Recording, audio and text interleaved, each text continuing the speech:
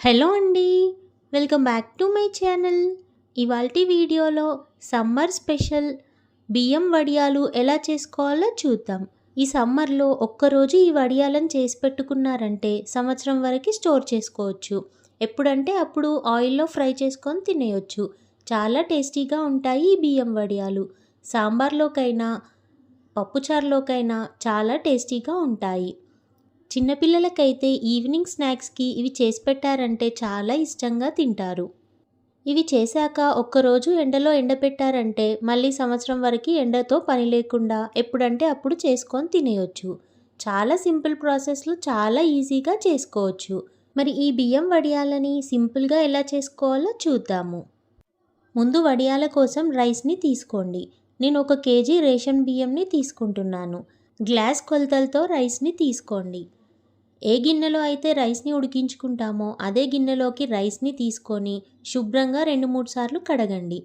ఆ తర్వాత వాటర్ని నింపేసి నైట్ అంతా నానబెట్టండి. నైట్ అంతా నానిన ఈ రైస్ని ఒకసారి మళ్ళీ శుభ్రంగా కడిగి తర్వాత వాటర్ని తీసుకోండి. ఇప్పుడు ఏ గ్లాస్తో అయితే రైస్ని తీసుకున్నారో ఆ గ్లాస్తోనే వాటర్ని తీసుకోండి. 1 గ్లాస్ రైస్కి 3 గ్లాసుల వాటర్ని తీసుకోండి. ఇప్పుడు స్టవ్ ఆన్ చేసుకొని రైస్ని ఉడికించుకోండి.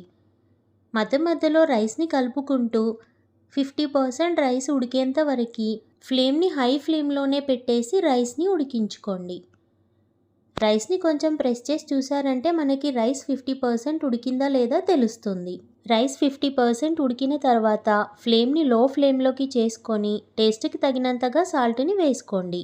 నేను 1 కేజీ రైస్కి 2 టేబుల్ స్పూన్ల సాల్ట్ని వేసుకున్నాను. లో ఫ్లేమ్లోనే సాల్ట్ వేసుకున్న తర్వాత రైస్ని బాగా కలుపుకొని 2-3 నిమిషాలు ఉడికించుకోండి. ఆ తర్వాత నువ్వులని 4 టేబుల్ స్పూన్లు వేసుకోండి.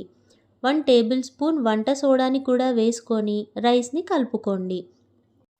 1 టేబుల్ స్పూన్ ఓమని వేసుకొని రైస్ని బాగా కలుపుకోండి. ఫ్లేమ్ని లో ఫ్లేమ్లోనే పెట్టుకొని రైస్ని మొత్తం ఉడికించుకోండి. రైస్ అడుగంటకుండా ఉండేలాగా కలుపుకుంటూ ఉండండి. ఇలా 10-15 నిమిషాల్లోపు రైస్ పూర్తిగా ఉడుకుతుంది. అప్పుడు స్టవ్ ఆఫ్ చేసుకొని మూత పెట్టేసి రైస్ని పూర్తిగా చల్లారనివ్వాలి. కొంచెం చల్లారితేనే మనం రైస్ని మురుకుల బౌల్లోకి తీసుకుంటూ వడియాలు చేసుకోవడానికి ఈజీగా ఉంటుంది. ఇలా రైస్ చల్లారేలోపు మురుకుల బౌల్ని తీసుకొని అందులోకి వడియాలు ఒత్తుకోవడం కోసం సింగిల్గా ఉండే హోల్ని తీసుకోవాలి. అంటే స్టార్ లాగా ఉండే హోల్ని తీసుకోవాలి.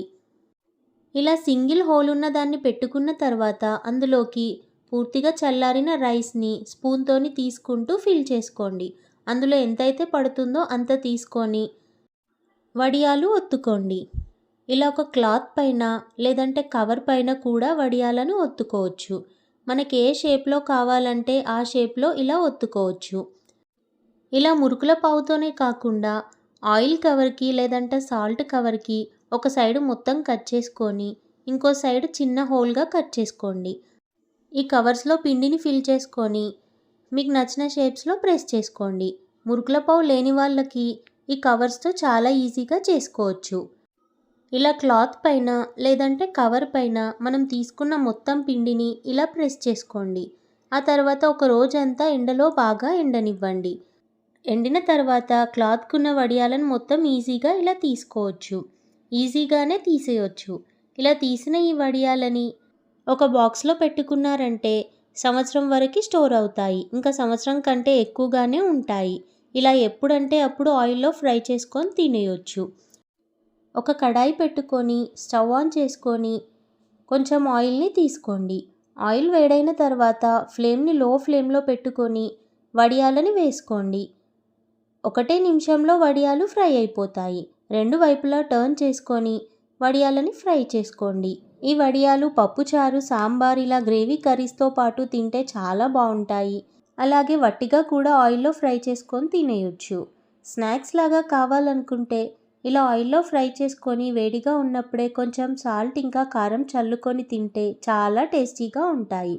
ఇలా ఆయిల్లో ఫ్రై చేసిన తర్వాత కూడా నెల రోజులైనా కూడా పాడవకుండా ఉంటాయి.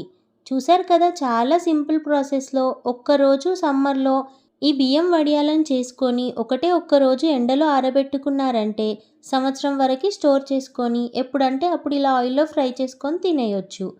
మరి మీకు ఈ రెసిపీ నచ్చినట్టయితే మీరు ట్రై చేసి చూడండి. నా వీడియోకి లైక్ చేయండి, మీ ఫ్రెండ్స్ అండ్ రిలేటివ్స్తో షేర్ చేయండి. నా ఛానల్ని సబ్స్క్రైబ్ చేసుకొని పక్కనే ఉన్న బెల్ ఐకాన్ని క్లిక్ చేయండి. Thank you for watching.